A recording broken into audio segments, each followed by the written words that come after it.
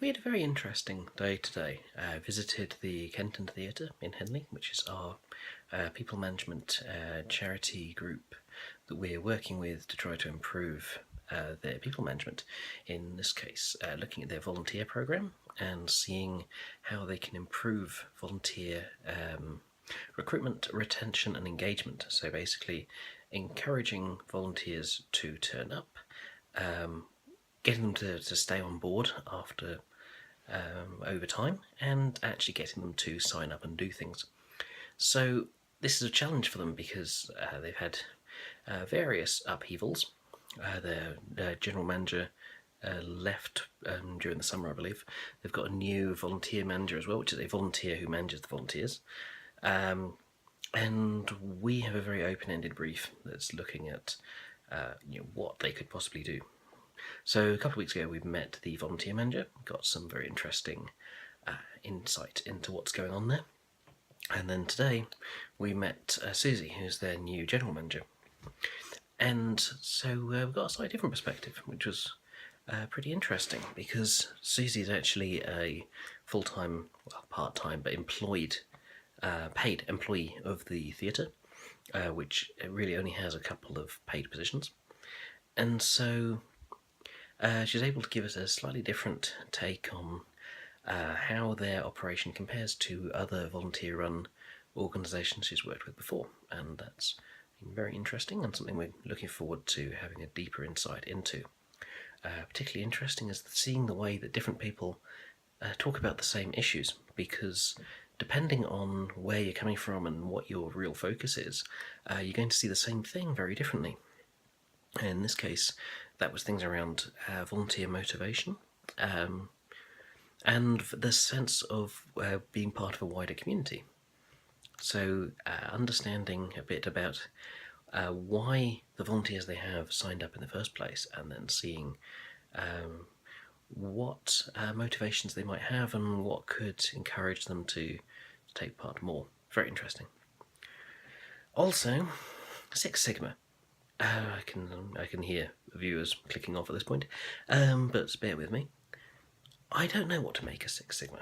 So for those of you who aren't aware, this is an operational management philosophy that involves getting very specifically trained Six Sigma people, known as green belts, black belts and master black belts, to work with champions, which are typically sort of board members or VP level type very senior executives, to develop and drive big change programs. And unlike many of the other areas we looked at, like lean for instance, Six Sigma does not involve the actual workers themselves. In lean you've got the people who are doing the job trying to improve the process, whereas in Six Sigma you've very much got these this parallel organisation that's the Six Sigma group is really sits outside the normal business. People are actually taken out of their day-to-day business roles to be Six Sigma people, and so there's, I think, always a risk of disengagement when you've got someone turning up telling you what to do.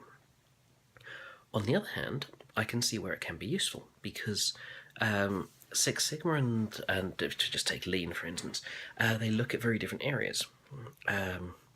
Six Sigma is more driven to improve revenues and taking a scientific statistical method to actually eliminate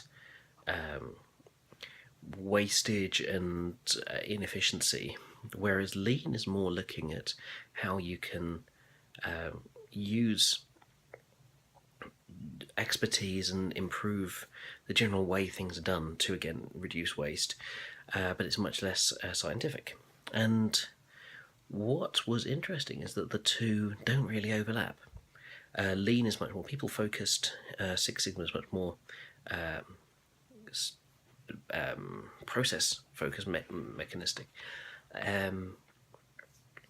I find that very interesting. It seems that if you were able to merge the two effectively, then you could get a very efficient way of managing change.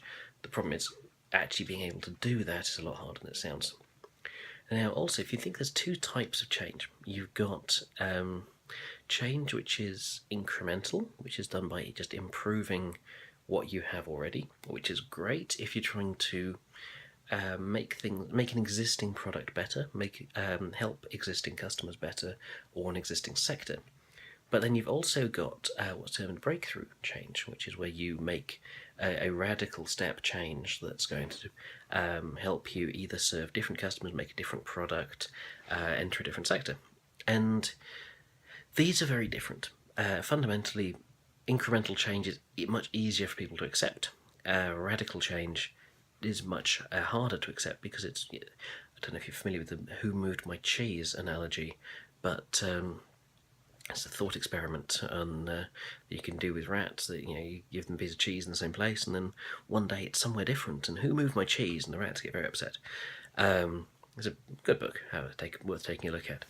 But essentially, you've got the same thing with your workers in this situation. You do a radical change, they are going to be put off. They're going to be bothered, and they have to relearn things. So you're going to get this kind of wavy productivity cycle because they're going to start off doing something new, they gradually get better at it, you change, and then you've got a bit of a shock, and the productivity is going to go down, and they get used to it, and it might get higher than it was before. Whereas with incremental change, you tend to have a more gradual upward slope, but it tends to at least stay upward. On the other hand, you need both of these things. And Lean is great for handling incremental change, and Six Sigma, to me, I think is going to be more suited to that kind of radical change. So again, this is ideally something you'd run the two in parallel, but can you afford to?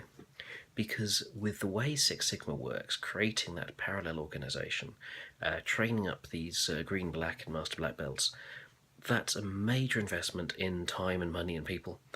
And although many companies that have implemented Six Sigma well did get returns on their investment, the question's always very hard to answer. Is that the best use they could have made of their resources?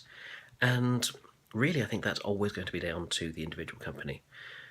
But it's very interesting questions. As I say, I just don't really quite know what to make of it. Fundamentally, my instinct is to say that I'm less keen on the somewhat elitist, exclusionary sense that Six Sigma is, we are the experts, we're going to tell you how to do your work. I know that I wouldn't like to be told that myself. I would want more involvement. And therefore the idea of Lean and the actual working to improve what you're doing yourself sounds instinctively nicer to me. But on the other hand, end of the day, it's whatever works, and whatever works in your business and your context. And so I think I'll leave that there. Thank you for watching, and good night.